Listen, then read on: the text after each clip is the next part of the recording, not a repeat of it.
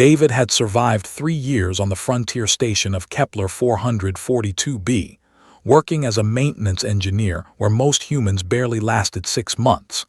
The isolation, the alien atmosphere beyond the biodome, and the constant stream of extraterrestrial visitors made it a lonely existence. But David had grown accustomed to the solitude, finding peace in the hum of machinery and the glow of distant stars.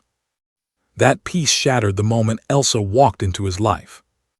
She wasn't human, that much was obvious. Her skin shimmered with an iridescent quality that shifted between silver and pale blue depending on the light.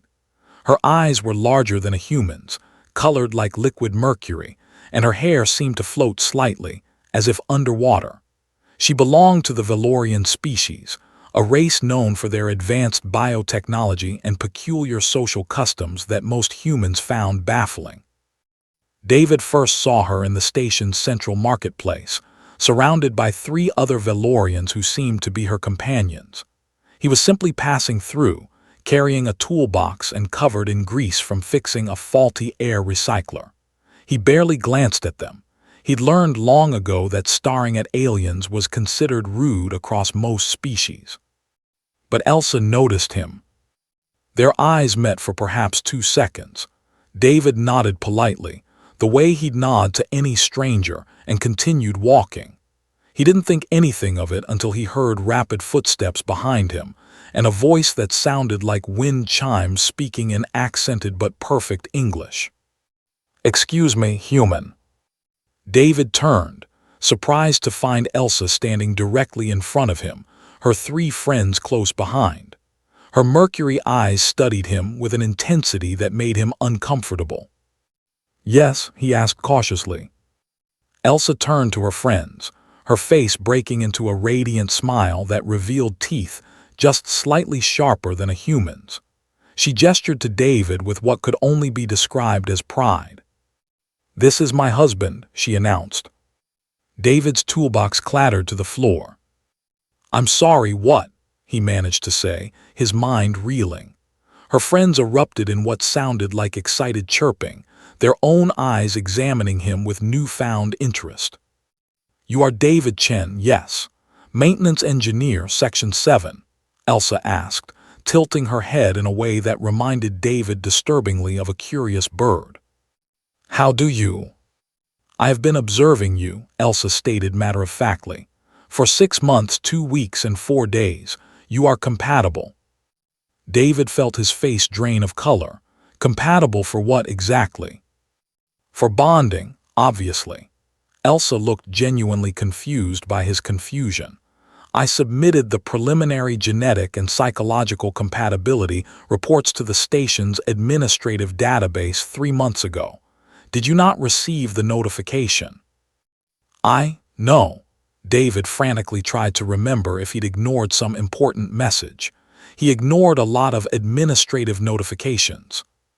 One of Elsa's friends, a male Valorian with darker blue skin, spoke up in their native language.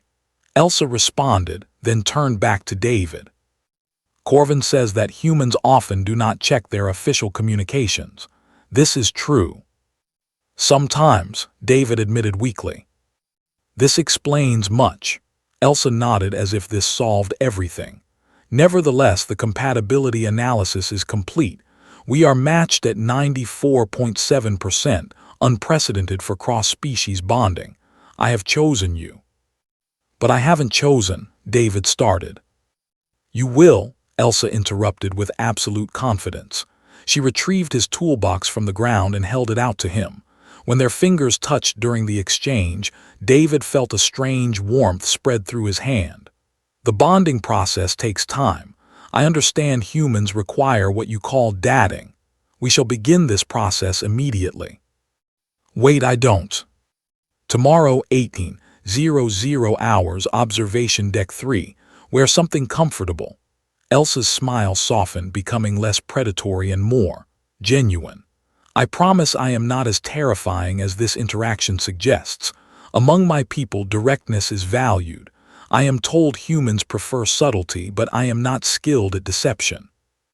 Before David could respond, Elsa leaned forward and pressed her forehead gently against his, a gesture he later learned was a sign of deep respect among Valorians. Her skin was surprisingly warm. "You fixed the atmospheric regulator in Sector 9 last month," she whispered. "You stayed for 16 hours to ensure the children's ward would not lose oxygen. You sang to yourself while you worked, old Earth songs about love and loss. You ate 4 protein bars and drank cold coffee, and you never once complained." David stood frozen. He had done that, had sung quietly to himself during that long repair job, thinking no one could hear. "I saw your kindness," Elsa continued. "Your patience, your dedication to protecting others. These are the qualities my people value above all others. These are the qualities I value." She pulled back, her mercury eyes shining. "So yes, I chose you. I chose you because you are worthy of being chosen." She rejoined her friends, who were watching the interaction with obvious amusement. As they began to walk away, Elsa glanced back over her shoulder. 1800 hours, David Chen. Do not make me wait." David stood in the middle of the marketplace, still holding his toolbox, his mind completely blank. Around him, various aliens continued their business, unbothered by the scene they'd just witnessed. A small reptilian merchant even chuckled as he passed. "Valorians," the merchant said in accented English. "When they choose forever. Congratulations, human. Your life just became much more interesting." David looked down at his grease-stained uniform, then back toward where Elsa had disappeared into the crowd.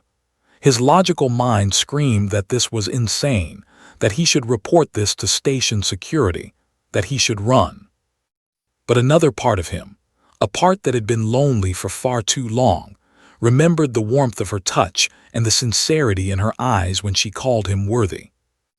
At exactly 17:55 the next day, David found himself standing outside Observation Deck 3, wearing his cleanest shirt and wondering if he'd completely lost his mind.